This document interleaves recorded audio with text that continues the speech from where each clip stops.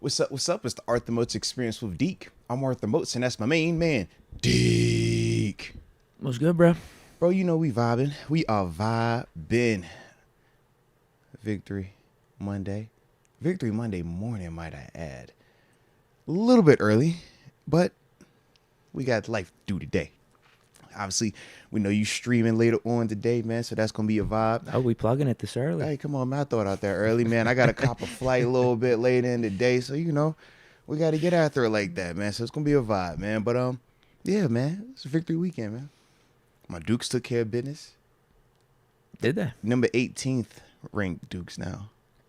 They keep moving them up. I wasn't keeping tabs on them. They played good, though? I mean, they were all right. It went like 44-9. Oh, wow. Yeah, 10-0 now. UConn. Yeah. Wow. Good for UConn's them. pretty good, though, man. I ain't even going to hold you. Like, UConn was straight. Yeah, Pitt sucks. It's on to hoop season. No way. Pitt's so bad. No way. Don't do that. Y'all are there? Oh, they got smoked by Syracuse up at Yankee Stadium. For real? It might be legitimately fire Narduzzi time. No. It's legitimately there. Maybe get Jimbo Fisher. What was the score? It was bad. I was at a wedding, but it was bad. Jeez. Let me check. I think it was at least by 20. I think we only Said put about 20. God dang. yeah, 28-13. So it wasn't fully 20, but in that range.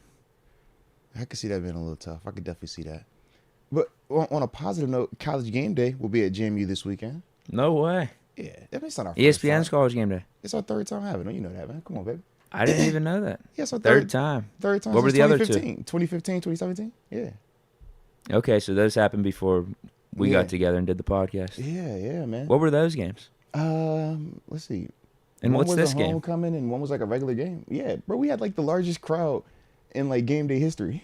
Yeah, bro. Who's this one? This one they're playing App State. So that'd be a little fun. Big one. rivalry. Yeah, it's becoming that, right? It's definitely becoming that, man. Short turnaround from game day to the game time. Yeah, 2 o'clock game. 2 o'clock kickoff. I was like, ooh, all right. But yeah, man. So it was like College Game Day. So that's, you know, a little add to you, man. Yeah. Because at least, like I said, man, if Pitt can't take care of business, you know, at least little JMU is. Yeah. I'm telling you, the hoops team. And it looks like the Penguins are Hoops going is to be nice. good this year, too. All right. So I think we're good. We're good for the winter with those two things. Respect. And I the like Steelers, obviously. Hey, bro. Steelers continuing to stack. 6-3. Looking nice. It went number 2 in the division right now. Yeah, I'm digging it. I'm definitely digging it, man. You're feeling good, right? I always feel good. How are you saying like that to me? I'm feeling great. I mean, the negativity surrounding this team is still unbelievable to me right now. Yeah, I remember. I'm still It's unplugged. it's actually unbelievable to me. I'm still unplugged, Particularly man. our quarterback as well. I'm still unplugged. I tell people I'm grieving. So, yeah, I be unplugged, man. But no, man, we'll definitely get into it because we ain't got a long time to be here today, but we're going to definitely tap in. So, with that being the case, you got anything on the front end we're going to get into it? We're going to hop right into that thing here. Yeah, like you said, we don't have much time, so Yes, hard 10:30 stop today, ladies and gents. Hard 10:30 stop. Eastern Standard Time. We know we got some early risers out there on the west side. Shout out to all of y'all out there, them 6 a.m.s. I know it's real. But it's what's needed. So with that being the case, let's start the way that we always do. Let us know where you are tuning in from. We can give you those big boy shout outs to start the day's show. And make sure you hit that like button one time for the culture. Don't forget to subscribe. Deke, I also forgot, man. They had me feeling like I was important yesterday. They had me feeling real important, man. I was there. I got felt to see. real important. I'm just throwing it out there, Deke. They messed around, let me come out that tunnel yesterday, Deke. I lost my mind. I thought I was back.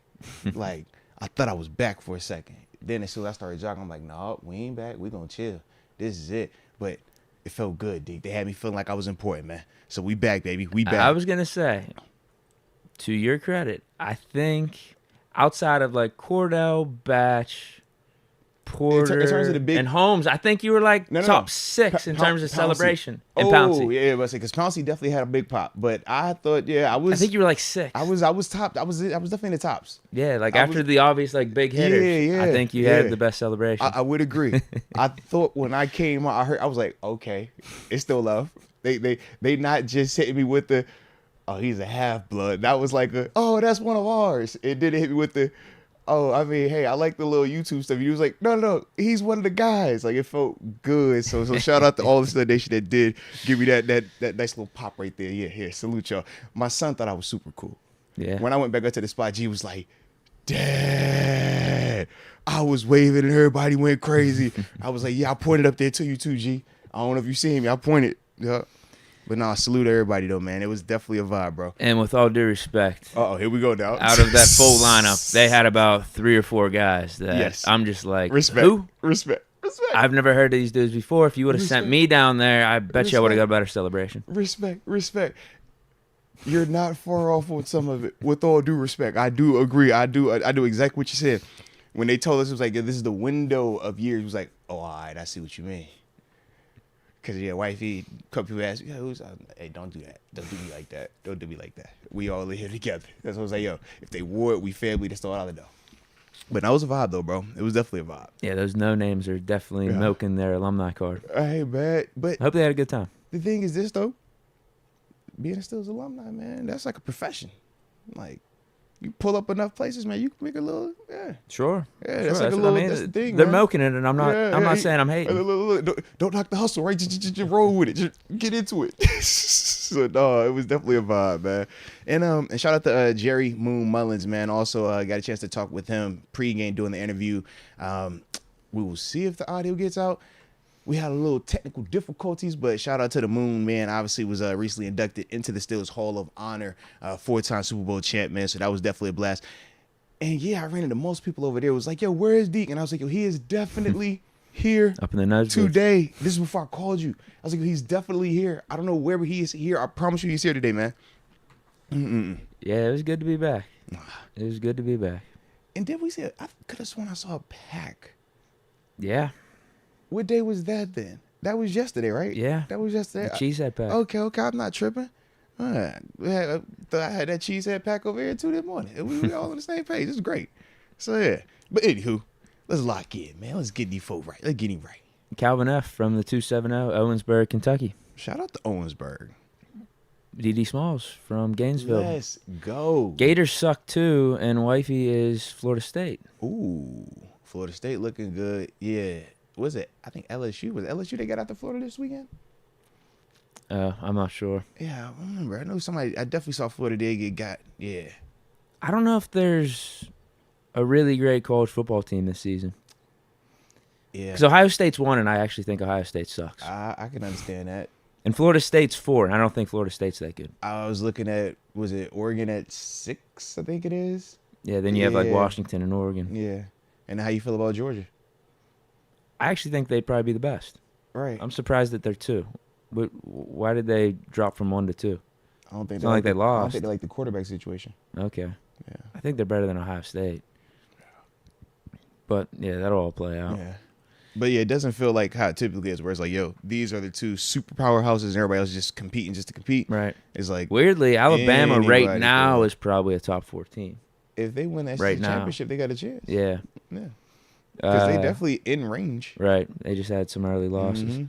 Ain't you D-Boy 330 Youngstown. Shout out to Youngstown one time. Steel King Nate from the 864 Greer, South Carolina. All right. Respect to Greer one time. I'm Sean Jones, live from the 732 Neptune, Yes, New Jersey. go. Yes, sir. Yes, Off go. today, and yes, indeed. Yes, indeed. Yes, indeed. Nothing like an off day, baby. Respect that. Respect that. Jeff H. checking in from Rough Raleigh. Double law in the house.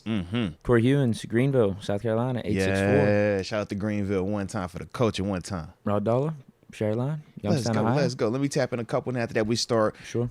transitioning. But on my end, I got Mike T. Tuning in from the 215 Philly. Shout out to 215, man. One time, if you know, Justin Mills, on that 856 New Jersey. I love the Jones trip, matching the play. Okay. All right. I don't know, but I'm going to roll with it. Berg City, 6 champions. Big Lex, 734, Belleville, Michigan. 5 years older after yesterday blessings. Yeah, I could definitely see that, man. But that's the Steelers game. You know that. The heart attacks have to be included. You read You the fine called it. print. Told you. What do we say? Told you. It was like, yeah, it's not going to be where we're trailing. We got to come from behind. No. We've done enough to win. They're going to get a field goal, And it's coming out to that weird vibe of, do we get that last closeout score to give you the 24? We should have. We should have. Or at least just the We had a QB chance, Neal though, thing, right? We had a then chance. the penalty, Calvin Yeah. Austin, that BS. So it was like, yo, we got a chance to get the 20-something and keep them down at that 13, 14 range. But Yeah, I that's think the swing a in it, lot man. of the fans would feel a lot differently this morning if they don't do that pass interference call. Yeah. Pickens gets the first down. We QB nail it. Yeah. Shoot, or even if you would have scored, now you got your 30 points. Everybody been going crazy over, right? The 30 that nobody can seem to get or accomplish, you know? We Even didn't that need would've it, been though, there. at that point. No, I'm with you, but just once again, just to show, like, all the complaints, we get it, and we'll get to some of it, because I definitely understand some of the validity of what they're complaining about, but at the same time, we're still winning. And there's still 23 points. And this is still scoring multiple times in the first half. Like I said, we'll type in all that. We'll definitely tap in. Let's see. The Cookie Monster. The 610. Redden, PA. Hoodie is fire. Oh, salute you, man. I definitely didn't know what I was going to put on this morning, too, man. It was like, I'm not a morning person. But then I seen this, Deke, and it felt right. Veterans Day with this weekend. Yeah. Salute to all the veterans out there. Now, you definitely appreciate you. You already know that. Yeah.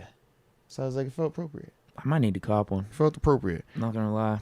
Those hoodies are too sick. I'm just upset. I was trying to get Coach T's jacket from the Thursday night game. They don't sell those publicly just yet. What was it? He had a salute to service jacket on. It was like a bomber Steelers jacket. edition, yes. They said they made them just for the players. But some Really? teams made them for everybody. Now, the one team that I saw, I was like, I could definitely get this. This makes perfect sense. I ain't got to trip on that. Logo looks great. All right. So it's amazing. All right. I think you would like it too, Deke. I might get one for me and one for you. But then I was like, you Don't know do what? that. Let me just get the hoodie. I will cop the hoodie since I guarantee this is the right logo for y'all. And that's why I got this one. But that jacket, Deke, I'm trying my hardest to find it in Steelers. But I need the jacket, though. The jacket. So you're saying jacket's fire. don't blame you if we see It's you not my wearing fault. the bomber That's what I'm jacket saying. It's but not my with fault. a different logo. I'm innocent. That's all I'm saying. Cause and effect. All right. I've been forced to find it somewhere with a beautiful logo that might be just facing the other direction. It's like, you know, it's motion. It's going in direction. This is more like stationary. Yeah. But it's eternal because it's a circle, like a wedding ring. There you go. All right, man. But if you're ready, dude, let's get into this thing, man. I think we got some supers Sure. sliding up in. So, yeah. We got Steeler Nation on fire. Shout out to Steeler Nation on fire, by the way. Starting it off with a bang here. Let's get it. Our Let's middle get it. linebacker took another hit. And now who do we look to fill the middle linebacker room? Yeah, man. It was super unfortunate, man. Losing Quan, middle of the first quarter, I think it was. Definitely sucked, man. And then obviously on the heels of us losing Cole Holcomb last week. I mean, back-to-back weeks. Starting linebackers or starting caliber linebackers heavily in the 3-man rotation and now gone for the season. Yeah, that definitely sucks. I think in the interim, though, you already saw the combination yesterday. Mark Robinson and Landon Roberts. It's a lot more physical because both of those dudes are, you know, thumpers, downhill players. Obviously, you're going to lose a little bit of what you want in coverage. But at the same time, I think early on, you're still going to be okay. In terms of what you're going to do, you definitely got to bring in another body. I think that's the first part, and I think we could look at some of the names that are available, you know what I'm saying, in terms of free agency. But you're definitely going to want to bring in another body. But I think just in terms of the short term, in terms of next Reuben week. Foster. Wait, I mean, he's obviously a name, right? Reuben Foster, Anthony Barr. You know what I mean? Those are definitely, like, guys that we talked about, no different than we talked about Quan, right? I think we go right back to that list from June time frame and see, yo, of them dudes, who's still available? Is a Deion Jones still out there? Because at this stage, we are kind of in that desperation because we're in the heart of it and we're not a bottom team. We're 6-3, regardless of what people's opinions on how we've gotten there might be. The fact that matters, we're 6-3. So we're very much in this thing. So from that capacity, it's like, yeah, which linebacker is available that we could get without, you know, completely risking or We waging our can't do future and anything stuff. with Yeah. the trade deadline being Right. up. So yeah, so Wouldn't even mind with trading that, for Ralph Spillane right now, to be honest. hey man, you seen Spillane? Hey, remember 3 picks on the year. He can't cover. Remember, he can't cover. All my man doing is just sitting back there, reading the QB's eyes, breaking on the ball. Love it. I heard Collinsworth say, "This is the guy you want to build your franchise around." No way. I swear he said that. He was like, "This is the guy you want to build your franchise defense around." He's that missed him type of say player. that. I promise you. It was right after the pick, and I was like, "Collinsworth, you're doing a lot, bro." And I love Spillane, but you're doing a lot right now. Yeah, he was like, "This is the guy you want to build your defense around." I'm trying to tell you. See what he does? All he does is just drop into coverage, gets the pick right here. I mean, this guy's been nothing but a star since he came. I'm like, all right, Collinsworth, yeah, I'm with it now. Spillane's my dude, though. I love me some Spillane. You know that. Yeah, good for him. Yeah. I think on your defense, you want Spillane. I don't want to build it around him, though. But I definitely want him a part of it, though. No, yeah, we were fine bringing him back. I was Right. completely fine bringing him back, but he just took more money He with the priced Raiders out, and a bigger role. Like, they guaranteed him to be the starter. Full-time starter, and the captain out there. I mean, a heck of an opportunity. And it was dope, like I said, for us to see him be able to come through here and kind of build it up and go, though. So, definitely like that, man. But, yeah, that's my thought process, man. Yeah, Reuben Foster, if we going to start dropping names, him definitely starts out because, obviously, he's the most similar to me in terms of This might be Quan. perfect timing, too, because he played all that spring ball. Now he's had time to Now he's rest got a his little bit of the body. rest. Yep, he's had a little off season. So I like all of those parts. And because he's a true inside. Whereas like when I think of Anthony Barr, I'm like athletically. He's the off ball, like right. He's an 4-3. off ball 4-3 Yeah. Will, 4-3 Sam. So it's like, yes, he's athletic. Yes, he has the range to play the position. My question is run fits, eyes, and in terms of coverage, when we're talking about the 2-3 exchanges, right, between running backs, tight ends, when running back goes to the flat, tight end is crossing route, or tight end is going vertical, running back delays, then goes to the flat, running back goes away, tight end goes out. We play a lot of combination coverage stuff. So it's like, how are you seeing this? And obviously, because in season, you don't get the luxury of, hey, let's look at it a lot of times to get your eyes acclimated to this of what we're trying to do. That's my only concern with Anthony. I feel like with Reuben, it's just like Quan. You think about Quan, we signed him, a week before the day week before the preseason game? It was, and he middle was like, of preseason. Hop right in and was like, 2. boom. Because he already knew. It's like, if you've played it enough, you basically know all the defenses. You just got to learn the little, all right, y'all do this switch instead of that switch. All right, y'all call this that versus this. But if you haven't, traditionally played that position, now you got to do the verbiage and kind of teaching yourself the position on the fly. So that's my only thing that makes me hesitant about Anthony Barr. Like I said, Deion Jones, though. What's up with him, man? I think he's with the Panthers. Last time I saw his availability, he's with the Panthers. Okay, Panthers for him. Who else did we talk about? I mean, those were the big four. It was Quan, Reuben, Deion. It wasn't Anthony. It was another cat. You're right. It wasn't Anthony at the time. No, I don't remember it was ever not bringing Anthony him Barr up. at the time. It was definitely somebody else. Let me check real quick. A little free agent tracker on Spot Rack. Let's go in season. Now I checked this like a week ago, and I don't think it's completely up to date because I think they have Deion Jones on this list. I think they've been sleeping a little bit in season. Sleep at the wheel. Yeah, I mean their main time is the off season, so I can understand. Very true.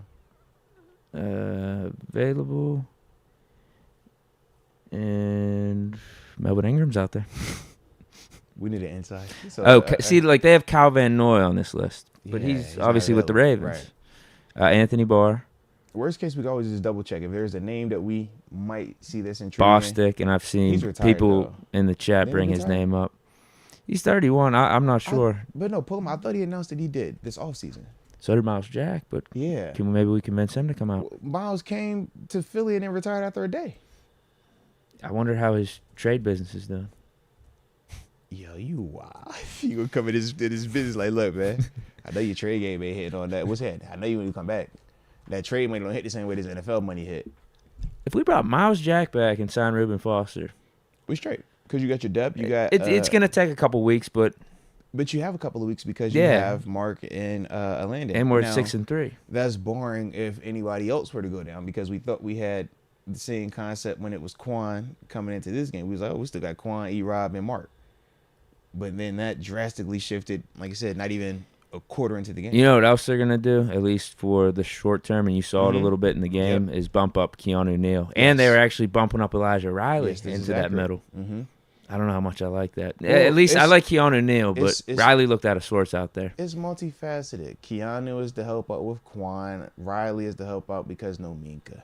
So you're going to do certain things to try to help out with the different body types because, once again, Quan could do a lot as a linebacker. I know. I think we really missed them in the second. They were targeting the middle of the field. Because Neal and Riley. We're going to run Tampa too. That's our staple. So unless the pass rush is going to win, that deep over, that long developing route, that's always going to be there in the Tampa too. That's the weakness of that defense.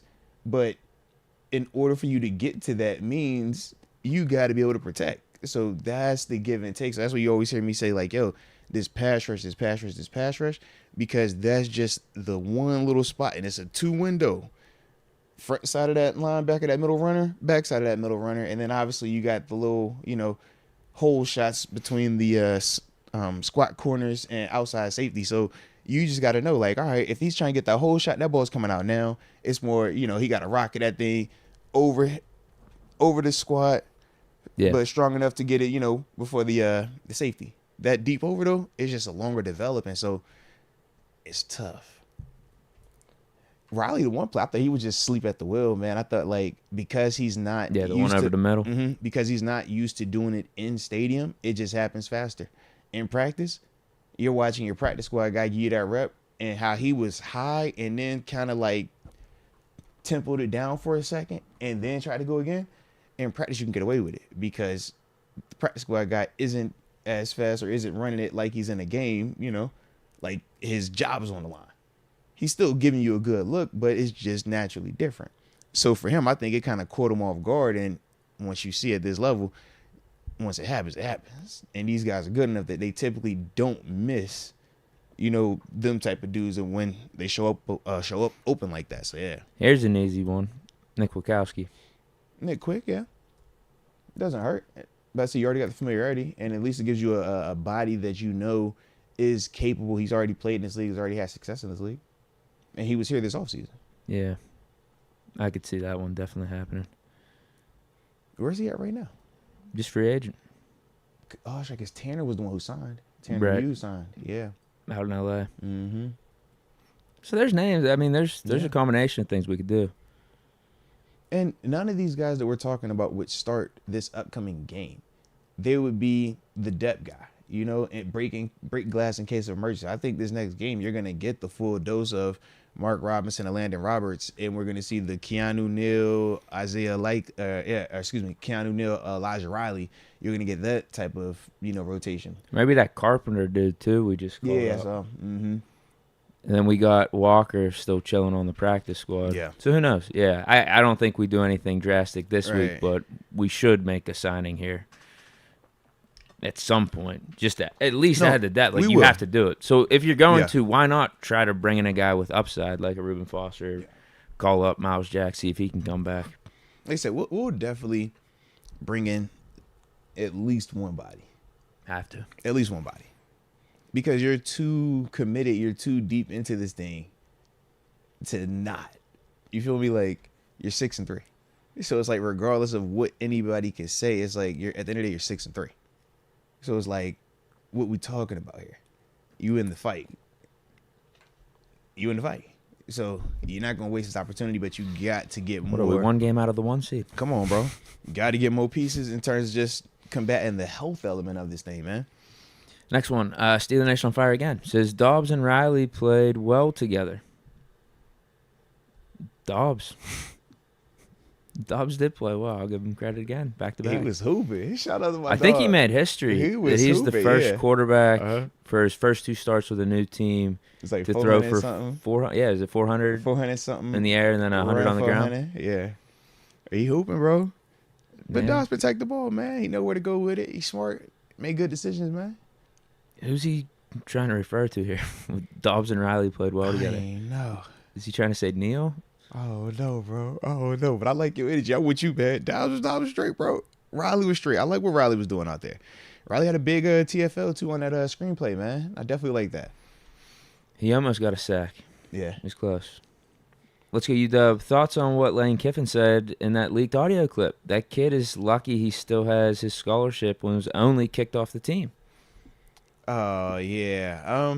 I mean, obviously, Lincoln Riley's delivery. No. I'm sorry, Lane yeah, Kiffin. Lane Kiffin. Obviously, Lane Kiffin's delivery could have been better, but was he wrong in what he was trying to deliver in terms of the messaging? No. From what I had read was the kid like ghosted him for like I think it was like 2 weeks, something like that. Didn't answer, didn't call, nothing, and they just popped up and was acting like everything was gonna be fine.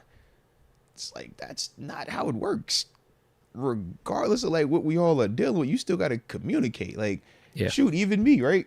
I hit Deke like, bro, we ain't gonna have a show on this time, man. I'm going through some stuff personally, like. But if I never communicate with him and he just randomly don't hear me for 2 weeks, and I'm like, hey, Deke, you ready to roll today? He gonna think I done bumped my head, man. So I just think it was one of them similar concepts. But the problem is, like, Kevin's delivery is not always the best. When we call it the bedside manner, he doesn't have a good bedside manner. He just gonna say it raw and uncut. It's Lane Kiffin. You heard what Lil Weezy say? I talk smack, smoke weed like Lane Kiffin right there. Cause that's Lane. I don't care. So yeah, but in terms of what he was actually trying to deliver, that message, that was not off. Just the delivery was off. I'll tell you, Dub, the run defense Sunday was inexcusable for most of the day. Oklahoma drills for everyone not named TJ. I actually thought our run defense was pretty solid outside of 1 or 2 that we gave up. Yeah, you got to realize, man, when you lose one of your starting linebackers, your run fits are going to naturally be off. The runs that we're spitting, there's run fit issues, man.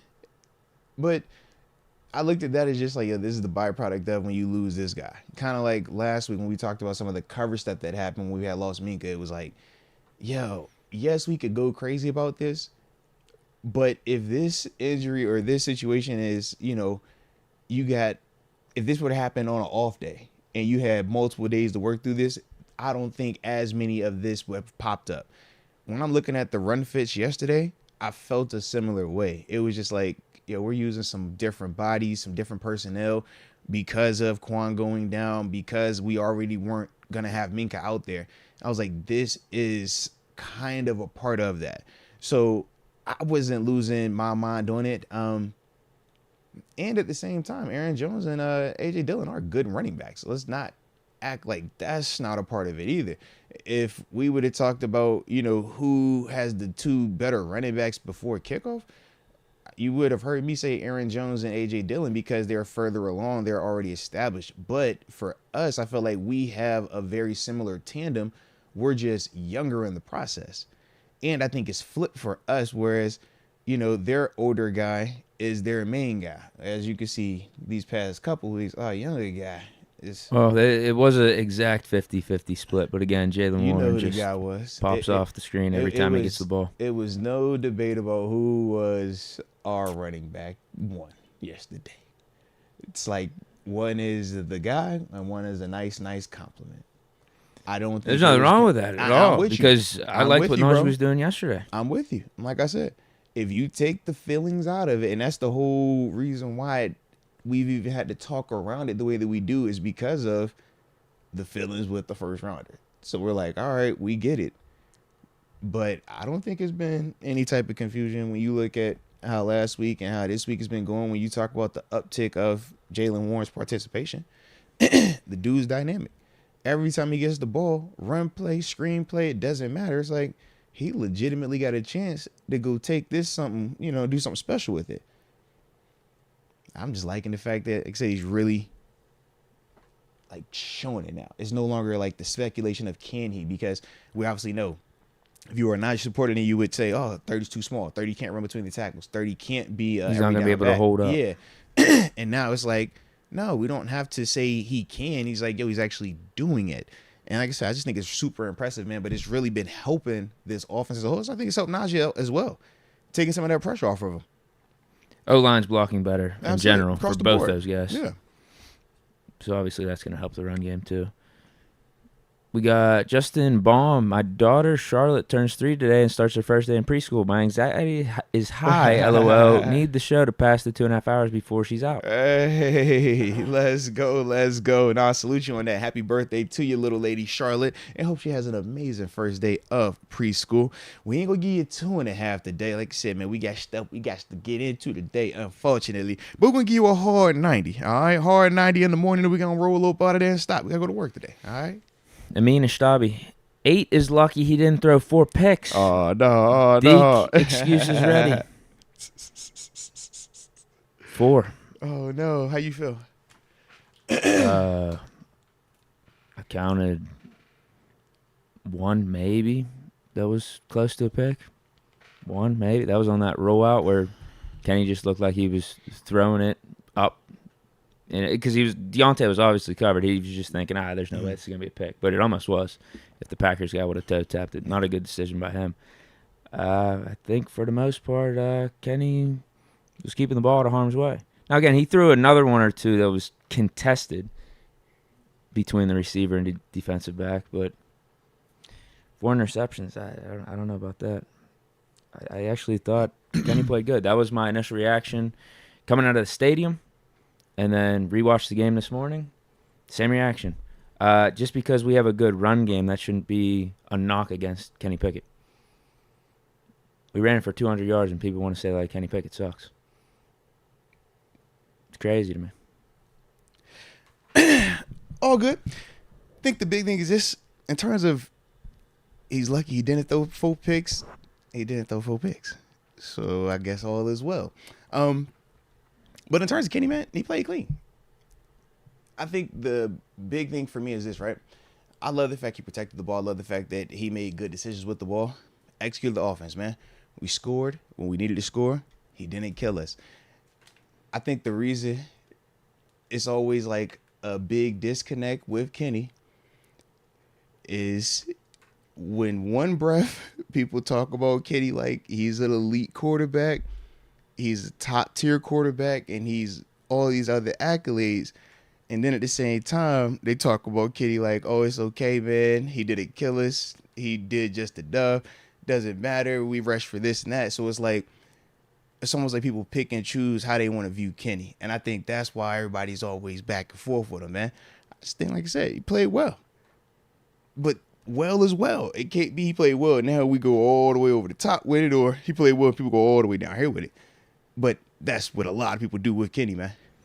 Yeah, I'm not going to sit here and act like it was some amazing game that you're going to be telling your kids about. Yeah. But in terms of just doing the job to win the game, doing the most important thing that you got to do as a quarterback, I mean, I thought he was fine. Yeah. That's straight. Problem is, though, people going to be like, where does Kenny rank? And you going to be like, man, I'll take him over these dudes do. And that's where everybody's going to have a disconnect. Well, I would. I mean, again, came down to end of the game. Game's close, and I felt confident. Again, I'm like, we're going to win this. All right, we get the ball on offense. We're going to close this thing out. Unfortunately, there was that penalty called on the crosser because that's essentially what the dude did. He scrambles for the first down on the third down of the series, then was able to get it to Pickens, and, game over. But, the refs had that shitty pass interference call. Now, I'm not going to be complaining about the refs because I actually think they favored us in yesterday's game as a whole. Did y'all ain't think Calvin Austin ran into him, man? That's ticky-tacky. I just think it's a football play. It's just... Well, you offensive-minded. I can understand that. It was just a football play. Just that's offensive. Things happen. People get tripped up. Nah, there was no tripping of legs. That was a grown man ready to be, man. But we had some good ones throughout the game. I mean, a couple of those pass interferences early on were in our favor, and then the backwards pass. Son, we was up at that sweet like, how was that not a backwards pass? Hey, so if that was the worst call that we got, end of the game, I'll take the trade-off. Bro. I will take the trade-off. That was funny. Did you think it was a backwards pass? I mean... I guess technically it was whenever they showed where the ball started. It was very minuscule. Yeah. So I don't know what the refs do with those type of calls in terms of overturning because you don't see them too often. Right. Yeah. But no, that was funny. I was like, I don't know. And they definitely had clear recovery, too. That was the other part. I'm like, yo, we don't need this. Yeah, luckily they whistled it before man. The dude went in for the touchdown. Seriously. I'm like, yo, please stop. Please.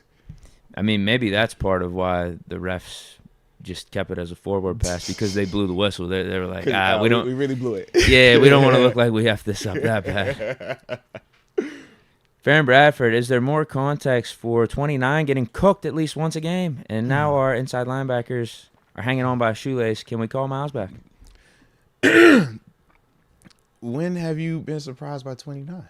29 struggles with what we've talked about all season long. If you give him a deep end, that's going to hurt him. If it's a deep crosser, that's going to hurt him. Ain't nothing new, man. We've been saying that since San Fran. Now, you could either believe it or you could come back next week and you could be saying the same thing.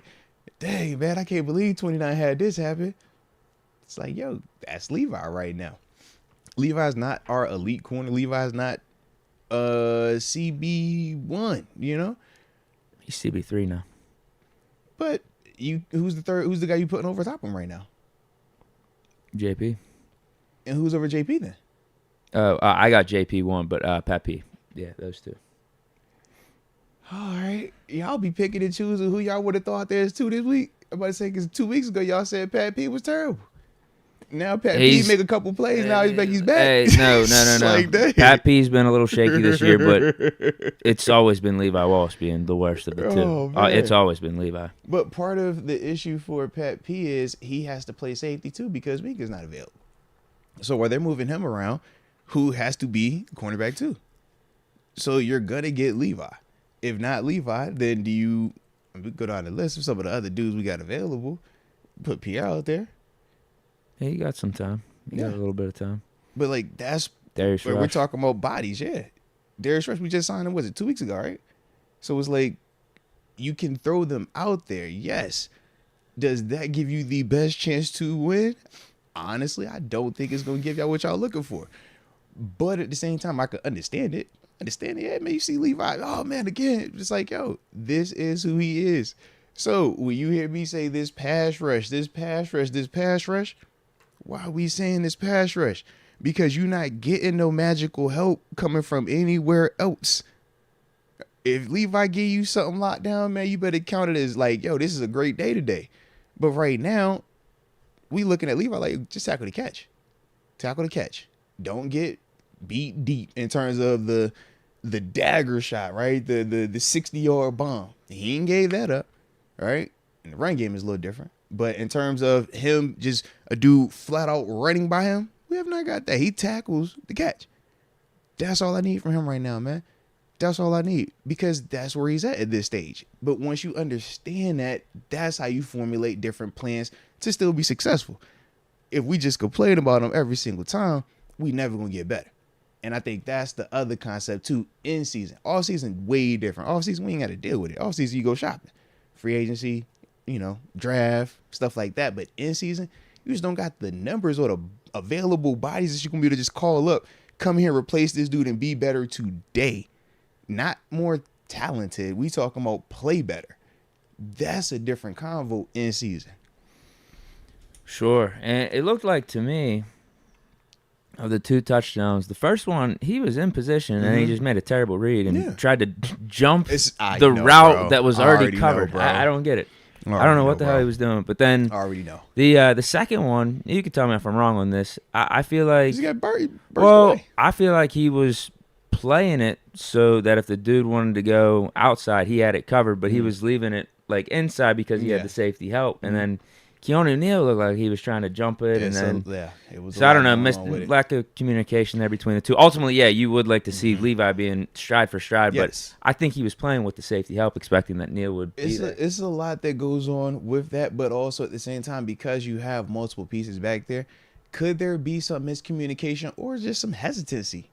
These are the things when we're talking about just the different people that we're going to be using, right, or have been using due to some of the injuries. This is natural. Now, does make it better? It doesn't make it better. And that's the part where we say it's context, but at the same time, we don't really talk about this portion of the context because people don't care about it. They're just like, yo, make the play. But yeah, all of that matters. And because it's happening right now, if you and me aren't 100% locked in before this play happens, me wondering, hey, is Deke going to stay body position outside of this route? Or should I jump this route right now? That little bit of a hesitation is the difference between what you see in terms of Levi getting beat versus him potentially making that play. But that's what a lot of them dudes are dealing with. But Levi specifically, he plays the position where his mistakes are highlighted. when you play corner, when you play in the secondary, it's like playing quarterback. Every time, or wide receiver, every time you make a mistake, everybody in the stadium knows it. And that's Levi right now. But like I said, the thing with him, tackle to catch. That's the convo. Tackle to catch. As long as you're not giving up them big headshot type plays, man, you can survive it. And the record reflects. We're 6-3. We have been surviving it. So we good, man. The King Herc, chill on my Buckeyes, Mr. 2 wins. Fair. I still don't think Ohio State's good. He said, yo, don't be talking about my squad like that. He said, OH. I know. I'm not saying Pitt's good. Bro, that was definitely a backwards pass. Yeah. That was definitely back. That's kind of crazy. Yo, that's kind of crazy. I like it. Let's go, UW. So we finally have what Chooks said to upset Tomlin. What do we get? I think I saw some of it. It was actually. something along the lines of we just need need to kneel out this game. Yeah, they were pissed about kneeling out the game versus like taking it, like running the ball or running the same play or something like that. Yeah. And they got pissed about it. That's actually kind of funny.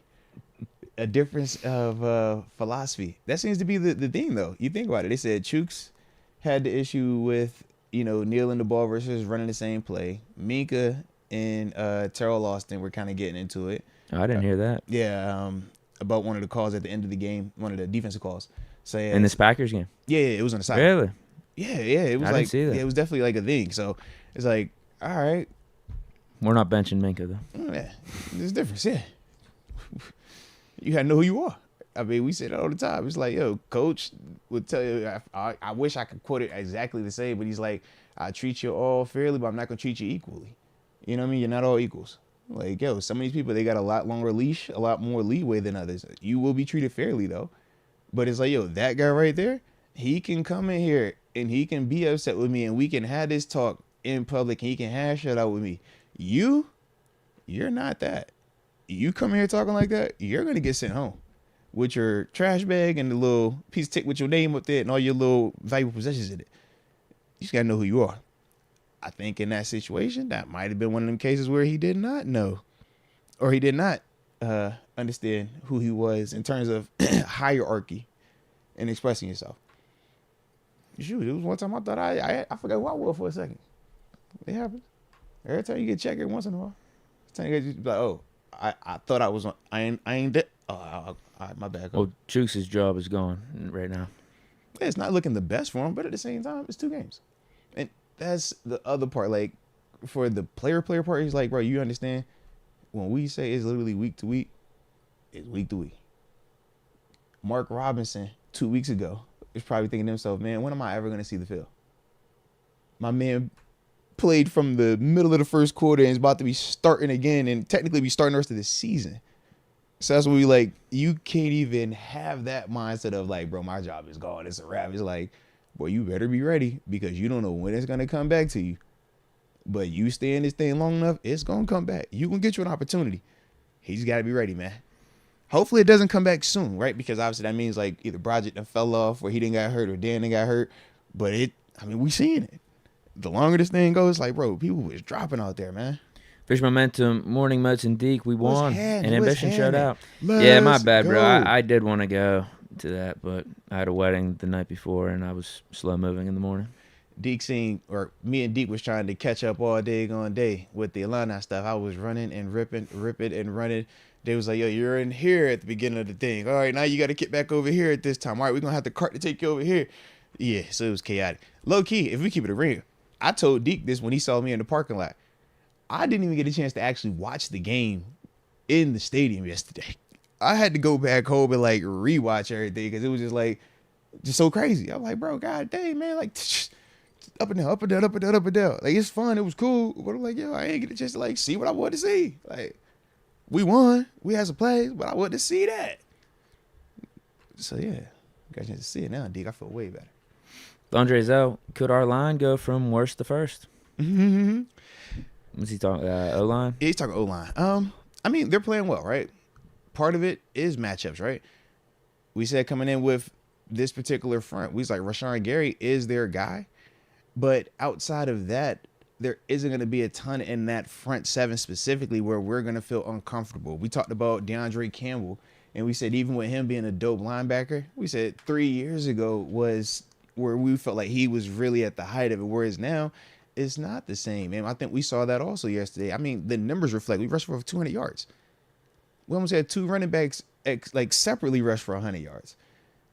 That's also part of it. So to me, man, I thought that we won the matchups we were supposed to win. And that was the impressive part to me, man. Being able to see us control the line of scrimmage consistently for 4 quarters, that's the beautiful part. And even when we needed to pass the ball, I didn't think Kenny was under duress a ton. I thought that he had good pockets. I thought he had a good time. So, yeah. I know we took the 1 sack, but that was on a blitz. Felt like it was straight. Shout out to the O-line. Yeah, it wasn't anything That's what I'm crazy. saying. I feel like they were straight, yeah. Yeah, in terms of them giving up pressure. I don't think they were bad in the pass game. Obviously, pretty good in the run game. Yeah. Fish Momentum says, Browns week. Let's get to work. Hashtag Mr. Jack Myers Jr. Go. Let's go. Shout out, shout out, shout out. Big week. No, it definitely is, man. Browns had a victory. Come back from behind. It was now 17. Now they sitting at what? 6-3 too. Everybody 6-3. And the Ravens 7 was it 7-3 for them? Bengals lost. Yeah. So they're at 5-4. Texans, man. Wow. Shout again. Wow. You gonna really be hated. They pulled up that stat. Somebody got that stat to be 2. CJ Stroud in 2 games.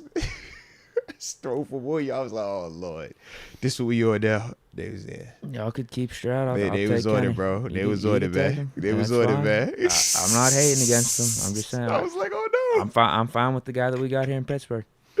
Dondre Zell, does Broderick continue to play right next year? Well, that's a good question. If he stays healthy and he keeps playing the way that he's playing, I don't see why not. Because now it becomes a conversation of why move him. Just to move him? Nah. If we're seeing the O-line as a whole play better, if we're seeing the O-line as a whole in the run game be better, we're seeing them as a whole be better in the pass game. I don't think you have to necessarily unseat that unless you feel extremely confident and comfortable that he will be able to have the seamless transition. If I remember correctly, when we had brought in Chooks, I want to say we flirted with the left tackle part, but he's pretty much always been on the right side for us. And even when we even thought about moving him to the left, that was when we ended up flipping Dan Moore over there when Banner was here, right? Right. And that's when we even was like, yo, maybe this would be the time where they put Chooks at left. And it was like, no, they put the rookie, they put the young boy over there. So with Broderick playing the right now, I think if he keep playing like that, I think they just leave him there. I don't think it hurts anything. And then Dan Moore's playing better too. He is. Across the board, the whole group. I thought say you Marlon James Daniels and Mason Cole played better. Mason still obviously had a penalty, but it's like, yo, he played better. Like, they're all playing better. Yep. Come on, yeah. We might have the second best RB duo in the league. Ooh. Who's won? That's what I was going to say. Who you guys won? I feel like it's about to be a layup, but we missing it. Is it Philly? No? Yeah, I don't know who won us. San Fran? No? Dolphins with A-Chain and Mostert. Maybe. But A-Chain was hurt. So who would you? I feel like it's a team we sleeping on. Oh, my gosh. No. It's not the Jaguars. We might have the best. He's saying Detroit. Okay, I can see it. Yeah. All right. Yeah, I got Montgomery and Gibbs, right? Yeah. I mean, if I thought it was more established. That's if Jalen and Audrey keep doing this, they could be one. Yeah. Camonier, if you could bring 2 players back to sign long term, who would it be? Sutton, Spillane, Martavis, Dotson, or Hargrave? I'd take them all back. Hashtag beat Cleveland. Sign long term. Give me Sutton and Hargrave. That's what I was thinking. Yeah. Long term, like right now, I mean, Spillane definitely deserves to be in the mix just because of we're hurting it inside linebacker. But yeah, I'd take Sutton, Hargrave, and then I'd do the whole inside linebacker signing of Reuben Foster, Miles Jack, something like that. I'm just biased. Sutton is my dude and Hargrave is my guy. So I'm like, I like I them. guess we don't need Hargrave. Yeah, that's what, like I just We're all right on the D line. Yeah. I'm like, I didn't know when you got drafted, so I definitely want you here. And then Hargrave, you my small school partner. So, Probably yeah. right now would be I like Sutton and Spillane Spillane for this definitely- season. Yeah, Long Spillane's term. definitely the smart choice for right now. We Yeah. clearly see him starting splash plays. Yeah. Yeah, could just step in, be part of the linebacker rotation here. 2 weeks ago, you could say Dotson before the O-line like really started to pick it up. Right. No Tay? No. Tay just got signed. He in Dallas, man. Big D. Good for him. Steeler Nation for on him. fire. Number 50 is lucky he came out alive after pushing Casey. At the end of the game, I get why Casey blacked out. At the same time, I'm like, Casey, bro, you ain't got to do all that, man. The game was over. You was still technically in bounds when he hit you. Like, you're running it back. It ain't more like you took a knee in the end zone, more like you gave yourself up. You was running it back, and you was flirting with trying to go 100 on him. So, of course, he going to be pissed. He going to hit you when you by the sideline. It was just that. I didn't think it was that crazy, though. But, shoot, the way the TV made that thing look, you would have thought that it was like World War III going on. You like, that was it? Ah. But we won, though. We didn't take no L's in that skirmish. Berg City, 6-time champs. Michael Walker's on the practice squad. Starter and true inside linebacker. Bring in Foster and then make Herbig situational. I like the thought with Herbig being situational, but at the same time, I kind of like him being able to stay at one position early on. Just because, like I said, we're in it. In the offseason, I like all of that movement type of stuff, but right now I'm just like, yo, we know he contributes as outside linebacker. We know he's a part of that rotation. We see the production. If we don't sign something, though, he'll definitely be the emergency guy. Yeah. Yeah, If we see do how it sign plays something, out. right. If we're hurting that bad, then, yeah, he Mhm. might have to start trying anything. Almost Yeah. like we moved Canada from the booth to the To the sideline. sideline, yeah. It's been working. 2 weeks now. Opening drive scores. I mean, we scored. Bro, back the first to three back. our yeah, first three drives for we three. scored, We got yeah. 17 points right Mhm. off the bat. Bro, we was about to be in halftime with 20 piece. Like, yo. I thought we were. I was like, let's get Yes. at least a field goal before here. This would be awesome. I was like, if we sit here with 20 at halftime, we're going to lose our mind. Yeah. Alex Rhodes, where's our $45 million pass rush? Right. Should have a 5+ sack game. Yeah, to me, that was more of the issue than Levi Wallace or anything in the secondary. It's like we know how our defense is designed. Almost like we know how our team as a whole is designed. Our team as a whole is designed for defense. We're going to choke you out, right? We're going to control the clock. We're not going to turn the ball over on offense. We're going to win games. Our defense is designed to win up front. Pass rush, right? They provide the wave. They provide the set or the level, that we're going to be playing on defensively. They create the turnovers. They create the splash plays. And, yes, we still have production up there. I mean, obviously, we know TJ went, it's 8 tackles, sack, TFL, and all those other things. But in terms of what you're speaking on, man, it's the play in and play out part of it where it's like you're going to get some plays, but it's like, man, we don't want to have these lulls. And because of the money we've paid into that, pass rush, we shouldn't experience the lulls. That's specifically what you're talking about. I do get that part. And that's, when you hear me talk about this defense, that's why I keep bringing up the pass rush, because they do have to continue to be excellent. We're not holding them to a standard of good. I don't talk about our outside rushers or our D-line the same way I talk about them corners and safeties. Them corners and safeties, you heard me say it, man. Tackle the catch. Don't blow an assignment. Keep it in front of you. Give us another snap. That's what we need. Them dudes up front, it's like, bro, you supposed to kill this cat. You are paid to be the force multiplier. All of them dudes. I mean, between TJ, Highsmith, Ogunjobi, we know Cam's been back out there, right? We got high pedigree guys, DeMarvin Leal. We've obviously been seeing Keanu Benton. Shout out to Keanu Benton. He had another game where he was balling, man. I'm definitely digging him, man. But, yeah, they do have to continue to be more consistent. Now, is it fair? Probably not. But that's what's needed, and they're capable of it. So, yeah, man. And Coach T be getting on it. Trust me. He going to be holding them to that same standard, because when they play great, when they, are the leaders of that defense, this defense plays at an elite level. We see when they are kind of quiet at times or just good, we give up a little bit more. We get gashed a little bit more, and it's like, hold on to it. But shoot, at the end of the day, they still only gave up 19 points. It's like This the National Football League where we've been told you can't win if you only score 20 points a game. That's what we've been told. But Coach Tomlin and the Steelers continue to show you that you actually can win with defense. You can keep teams under 20 points. Here's my thing. What's the difference between winning 34-30 versus what did we just win yesterday? 23-19? Is that what it was? Thank you. It's 4-point differential either way. Thank you. They just want to score more and be like, oh, our defense can't stop anybody. Meanwhile, we had 200 yards on the ground yesterday. 200 yards. Yo, we got a defense that is lights out when they want to be. They're capable of playing, and we've seen the consistency is sustainable. The running game, is it sustainable? We're hoping it is, but that was new. Our first time seeing it like this. We've gotten signs recently, like end of Rams game. But can't we say that's the offense as a whole? We've seen a flash of they could look like a dominant passing attack. We've seen a flash they could look like a dominant rushing attack. We've seen a flash that they could put it all together, and then we've also seen the glimpses of it looks chaotic, right? Not really in rhythm. Running game not where we wanted to be. QB kind of inaccurate. It's like we can see all of these things, and that's why the offense as a whole this season has this kind of mixed review of, if we look at from a glass half full standpoint, we're like, yo, it's optimism. If we're glass half empty, we're like, no, you see this. Whereas defensively, I don't think it's as wide of a range. I think we know we're here. The range is, are you elite today where we got TJ Highsmith going stupid, Minka going crazy, all these other stuff? Or are we just really good where it's like, all right, you make some plays, you're situationally good in the red zone. All right, you win the turnover battle, you get out the stadium. I feel like we range there on defense, whereas like you said, offense is like, bro, you might score 3 points, you might score 23 points. We don't know.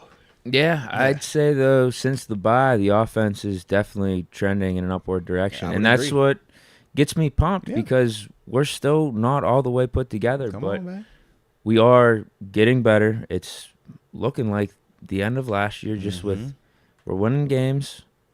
There's still some being left out there, but we got our identity, hopefully, especially like running the ball like this, taking care of it. Defense, you'll make a splash play or two here. And, yeah, we get out of there with a dub. But again, we're middle of the season, and I don't think we've peaked just yet. You don't want to, though, either. Peaking at the right time would be, end of December, going into the playoffs. So there's still a lot out there. And I expect us to get better. After seeing what we've done since the bye, I don't see why we're going to just magically start regressing now. You know what that sounds? It sounds like you believe in this coaching, man. That's what it sounds like. In the midst of all of the work in progress, right? In the midst of all the inconsistencies in all three phases, we're still sitting at 6-3. We're still competing. We're still getting everything we want. Wow, we are very much a work in progress. So if we're figuring out all of these different ways to win, when we talk about finding ways to win, when we talk about that growth of now you believe when you walk in the stadium, we're going to get up out of here. This is how that's created. That's not created just because you got this great roster and everybody's telling you that everything is perfect and you're blowing teams out by 100. That is not how that works. It happens like this. You keep winning games. They keep telling you that you can't win. You're not going to be good enough to do this. You don't have the personnel for this. You can't keep it with those guys over there. And you sit here and you're like, we're 6-3. Why you're still saying all that? What happens when you can't say that? Yes, I think that's coming. I think we're getting there. This team is on right now. And I love it because, like I said, this reminds me of 2014. Very different in the concept of, obviously, we had the higher end offensive talent, but more so the mindset of we were still trying to figure out how do we win games. Before I got here, back-to-back 8-8s, I'm coming from Buffalo where we did not win. Started 3-3 that year, right? So it's like, man, we all had to figure out, we believe it. All right, you get us, we believe it. We starting to believe it even more now. And then before you know it, that's when you start to build something for a run for, multiple seasons. That's what they're in the heart of right now, man. And it's like, man, I'm just glad that we get a chance to actually, be a part of it as much as we are, close as we are with it, because we're going to be enjoying this thing. Like you said, we're 6-3 right now. Eventually, it is going to get more consistent on that offensive side of the ball. But once again, you cannot fast pass it. There is no fast forward. It's like, it takes time. And everybody develops differently. I know people going to bring up Stroud. Okay, cool. He's going on his little run right now. When it's 18 games under his belt, when it's 23 games under his belt, then let's talk about it. Brock Purdy, in his 7 games, he had a little run, right? Now, that sample size and expanded. He played well yesterday. I will salute him on that. But it's like even you saw with him dealing with some stuff. That's this game, man. That's this game. Everybody has the ability to do it. But it's like, yo, how consistently can you do it at that level? And that's what's, we're trying to see even with Kenny. It's like, all right, we've seen you be able to do a certain thing. Now we're seeing you could do this thing. And now we want to know, can you get to this level? But it takes time. So, but like I said, we're winning all in the process of figuring that part out. Yeah, I'm in a very good mood today, particularly about the offense too. Like, all right, we had a little bit of a struggle or a lapse there in second half, third quarter, I guess. No. Happens. But the fact that we came out the gates, first 3 series, Think about 2 touchdowns and a field goal, 17 points. And then ultimately, because this is what I've been talking about, as long as we keep it close, as long as we're keeping it close. I know we had a little bit of an offensive lapse third quarter. I still was like, going into the fourth quarter, it's close. I think we're going to deliver. I think the offense is going to step up. I think the defense is going to step up. And they both did to certain degrees. Again, that pass interference call, that was a bummer. But, yeah, I thought the offense was going to close it out and do the whole QB kneel type of thing right there. Well, my thing, too, is this, right? People used to complain about Kenny being fourth quarter Kenny, right? It's like, yo, why can't we get any scores in the first quarter? Why can't we get any drives? It's like, we got but they're going to – that's the problem. It's because he didn't throw the touchdowns. I don't care about that. I don't. Because that's what people are using. They're saying we got 200 yards on the ground, and that makes Kenny bad. That's literally Steeler fans' math this morning right now. How is that a correlation? It's not. Like, if you're running the ball good, you keep running the ball. It's pretty much that simple. And it's like, like I said, part of the stuff I get what they're trying to say in the sense of you can't have it both ways and saying that Kenny does what we ask him to do to win games, but at the same time say he's this elite tier quarterback where it's like, yo, you just drop him off and he's doing anything. But at the same time, it's like, yo, he's still playing well. He's not turning the ball over. Did he throw a touchdown? No. But did he throw a pick? No. Does that matter at the National Football League? You keep at how do you? The Steelers been outgained in all these games, right? Oh, what's another game? How would they get out of the stadium? Look at the turnover ratio. It's not hard. Who at the quarterback position made the turnover? Who didn't make the turnover? It ain't hard. And honestly, that's what it's coming down to. But that's our team. Now, the difference also is this. With this model, though, with Kenny, you can win. We're seeing that in the interim and in the big term. It's just your margin for error is small. So you got to decide, can you stomach it? As long as you can stomach this type of game, this type of football, Kenny is fine. But if you want something that's going to make you feel more peaceful or you feel, more confident going into it, then, yeah, you're going to want potentially something that has been more proven or has been at least playing at a higher level with consistency. But to act as if Kenny isn't capable of winning games, I think is like going overboard because we are seeing him win games this year and even dating back to a year ago. And even when you throw every game that he's played in, it's like, yo, Kenny wins. So that's the thing that we got to decide, at least right now. Yeah, and I don't think people are understanding game flow either. Like I think it's a different story of what we're trying to do on offense, particularly in the second half. If they counted that fumble and the Packers take that fumble in, and maybe we get down like 10 points or whatnot. Right, because now you got to be a little more aggressive. Now we do maybe start chucking it out a little bit more and come back that way. It's just we haven't had to over these last few weeks. Now, Jaguars game was different, but Kenny gets hurt and Mitch has to come in. So but that still, changed the dynamic of it. Yeah, it changed the dynamic. Yeah. But ultimately, that was still the same formula that we're going for. We were trying to keep it close. Going into halftime should have been 9-6, but, the whole field goal call. But still, even 9-3, that's a close game. This one, 17-13 going into half. Neither offense really did much in the third quarter or the second half. So it's like, it's probably more valuable to not be taking these crazy chances because that's what I think the coaches are asking Kenny to do. Yeah, but think about how many times we come in here and we're like, yo, it's almost like teams get themselves into trouble playing against us because they do try to be aggressive. That's what we highlighted Jax, but we're like, yo, they actually did like the reverse of it, so to speak, where they would kind of get conservative on the fringe, just like, yo, we're going to just figure out ways to take the points. We're not going to do anything to expose ourselves to any negativity. A lot of teams haven't done that, though. And when you look at our record, that's why it reflects that. But that's the league. A lot of teams in this league are just stupid aggressive for the sake of fans want it. It's analytics. Go for it. We're like, bro, all right, you keep going for it. You keep throwing that ball. We're going to keep taking it away. and we're gonna keep figuring out how to win games. That's my thing. You guys could take the yards, we'll take the wins. But that's what everyone's talking about. We're Yeah. getting outgained and all these whatever. You Yeah. can take the yards, and a lot of those yards for the Packers. I mean, how many of them? Like Jordan Love had 60, 70 yards just on that last drive. But look, my thing is this: it wasn't garbage time because we know he was trying to. Oh, win. right. But 289, you threw 2 picks, and were the 2 picks the difference in the game? Yes or no? They were. So when we're talking about our style of brand, our style of football versus what we're needing from Kenny, he's doing what we're needing him to do. But once again, I just think when the conversation is Kenny, if it just stayed there, I think that's one thing. But people still put him there. It is like, all right, well, if we're going to compare him in this vein, it can't be we talking team stats, because the team stat is win.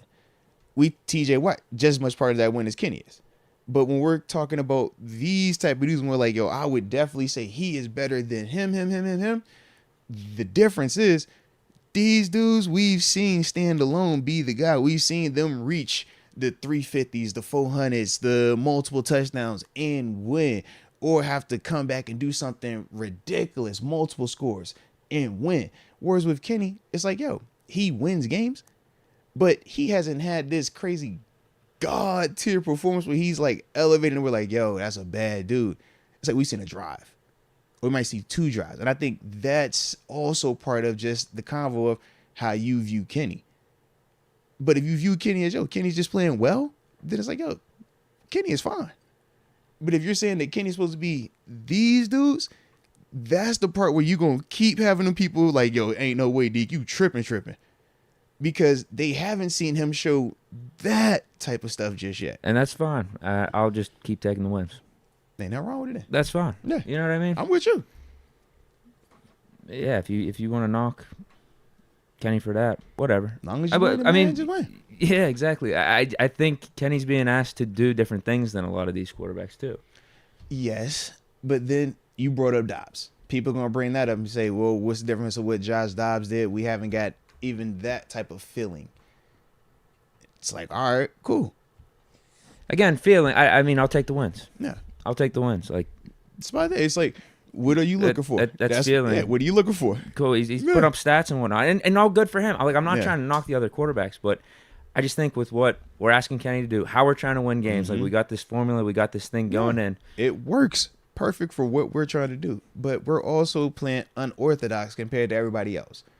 And I think that's we'll also part of it. You know, if we do get that, we got some tests coming up. You know, we got the Browns, we got the Bengals. Right.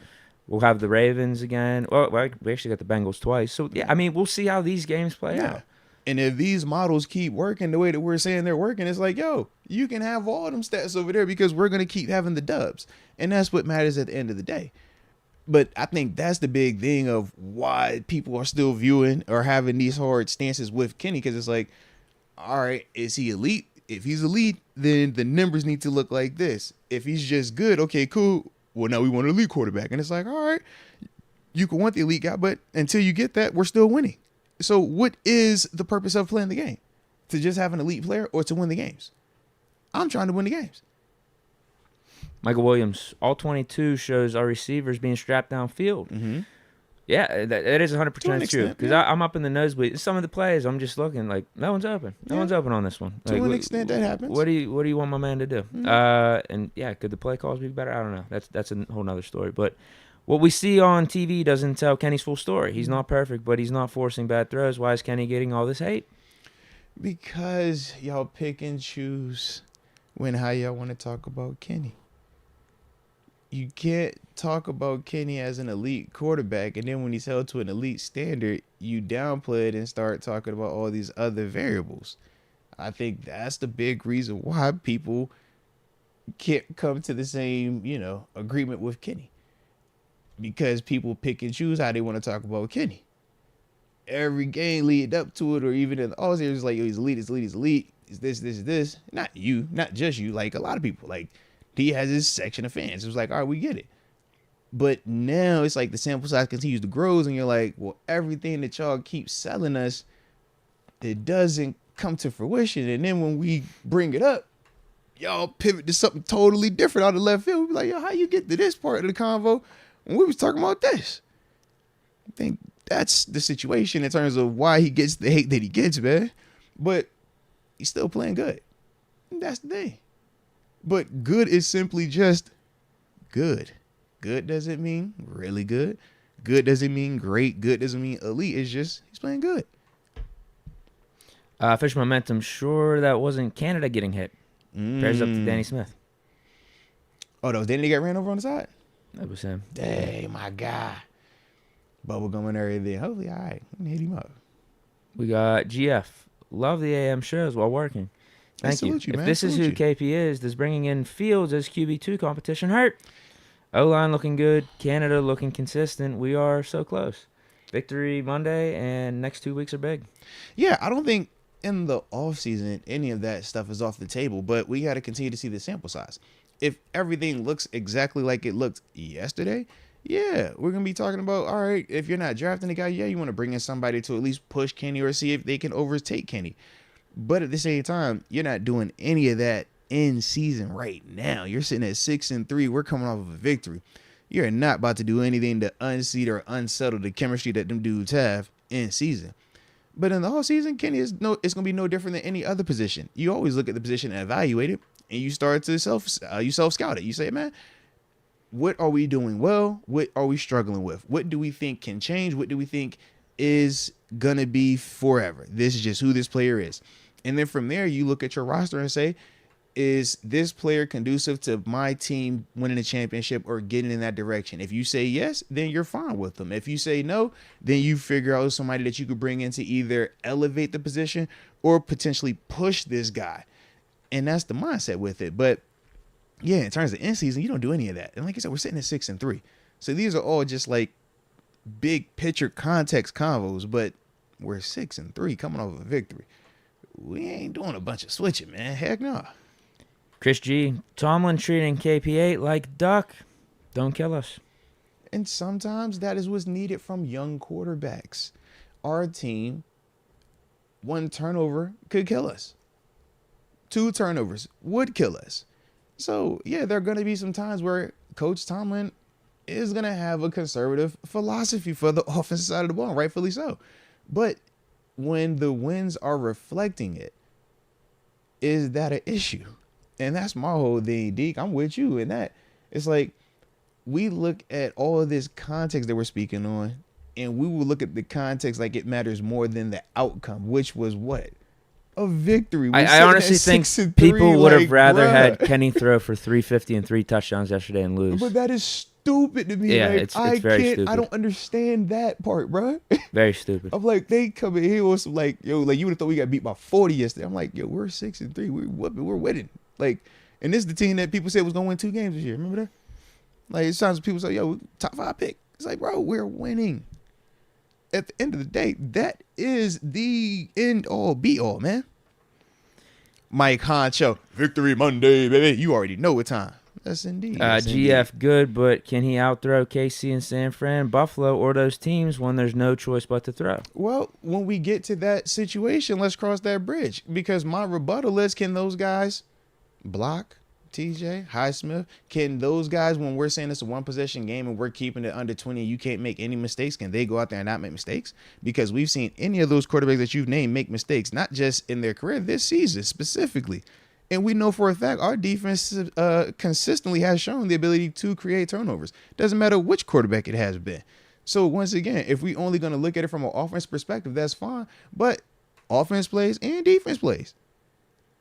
And you named all them quarterbacks, right? What is their records compared to what our record is right now? We all in the same position, are we not? So clearly we're going to find out what's up. We're going to see if what they doing over there is going to work versus what we doing over here, if this is going to work. I ain't tripping on it. Harry Latch, getting 05 vibes. I was a little younger, remember, but Ben didn't put up crazy stats. No. Didn't mess up the games, and the D carried. Y'all feel the same. Now, Deke has already told me that that is not a actual smooth comparison because 7 did show elite traits and did have to rise up and do certain things. He's very adamant. He's very adamant about that. So even though I know you're going to try to, the 05 vibes as a whole. No, I agree with him, though, still. I agree with him. So was 7 not doing all that stuff then? He was. Those playoffs, yeah. I mean, yeah. All right. Absolutely. All right. We still got a season here. I'm with you there. Like we're doing the same thing though. Like in terms of how we're winning games. Okay. 04, 05, like Ben's early years. We're doing the same type of stuff. And I'm not saying Kenny's as good as Ben in those first 2 years. Oh, see, I thought you were saying he's as good as him, because that's how I took the 05 odds, like him basically saying that Kenny is as good as him, because I even saw the other stats where like, yo, 7 through 20-something games and Kenny through 20-something games, like, oh, they got the same amount of, it was like, I forgot what it was. It was like maybe passing or something like that. But then it's like, you look at all the other stats, it's like, bro, it's not even close. No, I think the thing that you can say about Kenny that we did see from Ben early on is played to win the game. Like he did everything as the leader, the quarterback to win the game, whether it was coming up clutch in the fourth, also, taking care of the ball. We had a good run game and we had a good it is this like 04, 05 vibes right For now. sure. Obviously Kenny's not as talented as Ben, but I'm not asking Kenny to be Ben. I'm with you. I'm asking Kenny to be Kenny. I'm with you. And the signs that we're seeing from both quarterbacks that I do think translate is the game close, step up. Like that's what we're seeing from Kenny. For sure. We've been seeing that pretty consistently. And he's taking care of the ball, and we're winning games. Like, all that's there. And then, and once you get to the dance, you see what happens. Oh. We know how Ben performs, so we still got a season to play out. Yeah, it should be seeming like y'all minimizing 7 when y'all be like, yeah, this is remind me of that. I'm like, all right. No, I think the comparisons are more just as a positive to like Kenny. Like let's see what this dude does rest of the season. Everyone wants to rip on him right now and all that, but there's signs. There's signs this dude could really step up for us late in the season and be a guy that helps with the playoff push. Shoot, let's go. Ain't not holding it back. Let's go. We got Brandon King. When the fire got the hottest, Pat P showed up. This is big facts, man. And that's the one thing with Pat, man. We talk about the smarts that he has. He's still going to age well in the sense of he's going to be able to make those type of plays, right?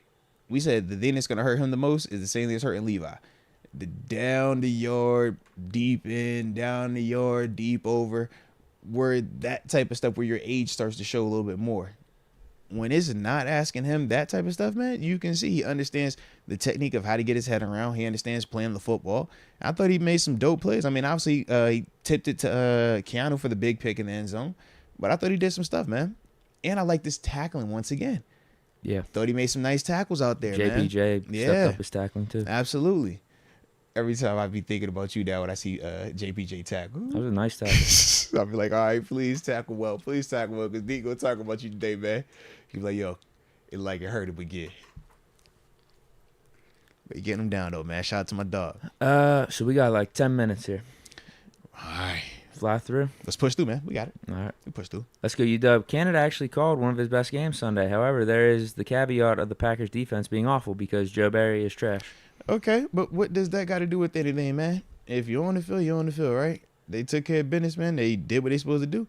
Shoot, I ain't saying nothing about Canada. If Canada was supposed to be the worst coach in all of the world, the way that he's been talked about, I don't think you can ever have a caveat, personally, because y'all said that Canada was the worst coach ever to ever coach, period. So, never any caveat with him, ever. It's just a riddle. 2 years since I've caught a live. Moats, 2 years ago, I asked what's the best advice for a 9-year-old free safety. You said, see it before you move. The next year, 2022, my son was the depoy at free safety. Damn, all right, 2023, Opoy at QB. Thank salute you so much. Y'all. Let's go. Nah, man, appreciate you, but salute that, man. That's you. That's you and him, man. That's y'all getting busy. But no, that is the truth, though, because at that position, man, you only got one time to get that line right. If you start running before your eyes see it, yeah, you're going to be wrong. And when you wrong, it's a touchdown, man. So I'm with you. But no, I salute you, man, on that. And glad to have you back in the building, too, baby. Let's go. International, if we were to go out and get 2 more middle linebackers, which I don't think will actually happen, who do you think we should get? Yeah, we talked about some of the names earlier. I'd go Reuben Foster and Miles Jack right now. See what Miles Jack's doing. All right, I ain't tripping on it. I definitely love the Reuben part. I wasn't sure with Miles because when you retire, I'm like, all right, bro, are you retired? Like, You don't need to do this no more if you retired, man. Just go with your life's work and towards a good old Scoop Chuck up Norris. Foster and Kwiatkowski then. Yeah. I mean, I like Kwiatkowski. That's mine. Like, I like both names. of them. Yeah, I definitely like both of them. It's just a riddle. I used to watch your tape to learn tips to help my boys. Still do. Help me become a head coach. I'd love to show you a few highlights of my son. Steelers for life. Thank you. Respect, man. Hey, email any content you got, man. moatswinners@gmail.com. Moats, Moats, winners, WINNERS @gmail.com. Absolutely, man. It's Love just to a see riddle you, bro. again. Says, and I think Harris isn't appreciated how he should be. No, man, Harrison, in terms of Najee, I thought that he did extremely well for himself. It's just it's one of them things that every time you watch him in the open field, after seeing Jalen Warren in the open field, you're going to question, could he have made that guy miss? Or would Jalen have made that guy miss? Whenever you see Najee jump in the air, you can ask yourself, would Jalen have just stepped around this dude? Or even try to just run this dude over? Or would he have jumped in the air? Like, I think that's part of the Najee part. Now, is it fair? No. But at the same time, one's a former first-round pick. Yeah, one's an undrafted guy.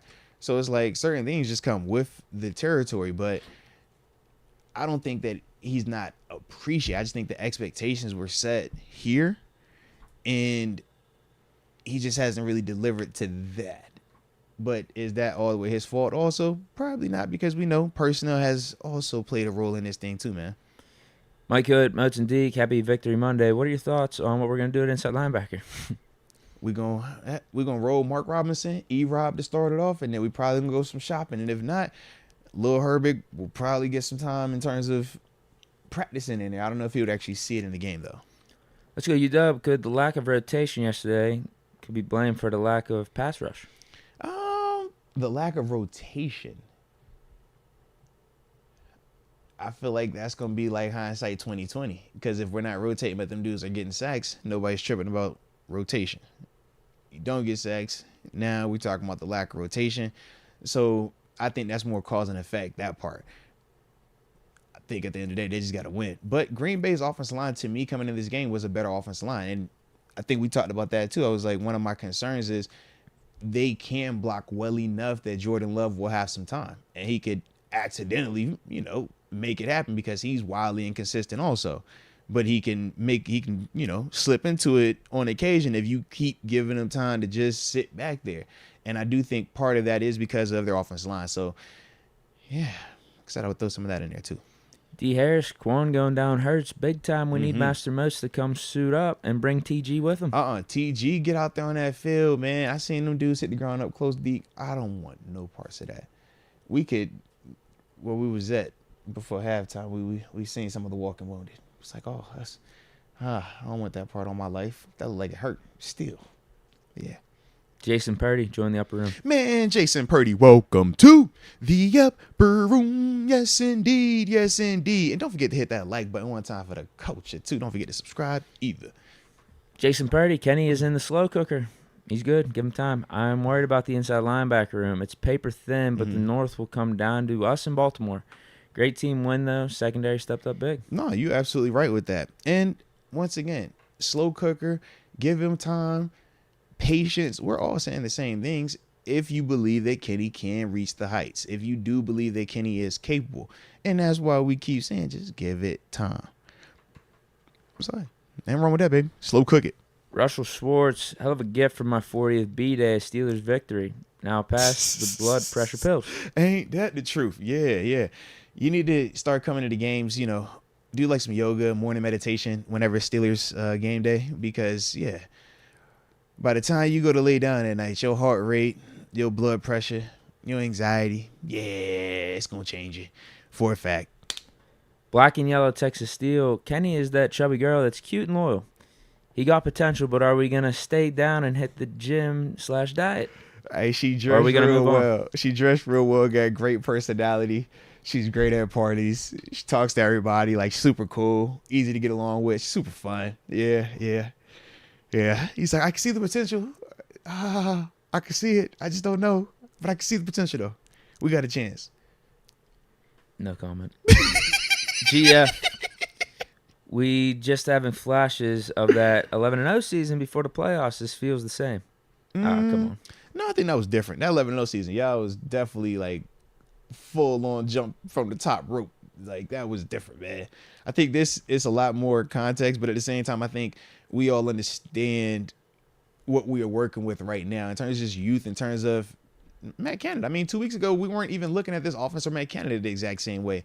Now we said 2 weeks of him being on the sideline, we look and now we're evaluating Kenny a little bit different because now the whole Matt Canada excuse it's kind of been, got the light shine on it. Like, oh, it's not that. But that was what everybody was, trying to have you believe. So, yeah, man, I think, like I said, it's a different vibe. That's it for the Supers right now. We had one last that came real quick from Saphir Burchett. Hopefully I ain't butchering your name. Saphir Burchett. And I believe this is your third Super. Salute you on that. I don't know why they told me it was the third one, but I like it. It says, we can't keep saying the winning is this Kenny Garoppolo or Kenny Pickett. He's just not good enough or consistent enough. He's mid at best right now. But once again, you talk about Jimmy Garoppolo then took his team to a Super Bowl and took his team to multiple NFC championship games. It's like, do you really hate that? Do you really? Like, if you can get one of them 4, 1 of 5, great. But it's like, still, it's taking where you needed to go, man. And then the last one before we get up out here, because it is 10:28, and we do got a hard 10:30 stop today. The Robarian, shout out to the Robarian. He says, love it. The running game to me equals Warren the jab and Najee the uppercut. I like that. Najee ain't delivering any of those uppercuts though. It's like a body uppercut. It's not like a. It's I not think the he headshot. will as the weather gets a little bit more colder though. Yeah. Yeah, he's not dropping the shoulder like that. You get what I mean? He's jumping. Right. He's jumping. Wait till the winter. Yeah. We're getting there. We're getting close. After Thanksgiving, we'll see more, Najee stiff arm, more Najee dropping the shoulder. We want angry runs. We want to see them runs. Yeah. Absolutely, man. Absolutely. But that will do it for today. Once again, man, a couple of housekeeping things. First off, you hit that like button. Don't forget to subscribe if you have not done so just yet. This will be the only live show of the week. Like I said, I'm flying out. Got to do the whole funeral things ×2, unfortunately. So yeah, only show of this week, but we'll be back in the saddle. I will probably do a live stream for the game, watch party for the game on Sunday since we're on the road. Deke, what you got this week, man? Where you at for the people? Bleacher Report 11:30. Let's today. Go. That's honestly why you could blame me. Why the podcast is a little bit longer. Trust me, you're straight, man. We ain't tripping. Yeah. But yeah, I'll be over there. We'll take the party over there, and then I think I'm back there again. Wednesday, middle of the day, around the same time, noon, 1 o'clock, something like that. Bet that. And then I'll also be there for the Browns postgame. Let's go. So it sounds like y'all gonna be vibed out, having a good old time. So with that being the case, y'all stay safe out there. Y'all already know. All right. Hopefully the boy could make it back and be all right. But anyway, until next time, baby. Peace.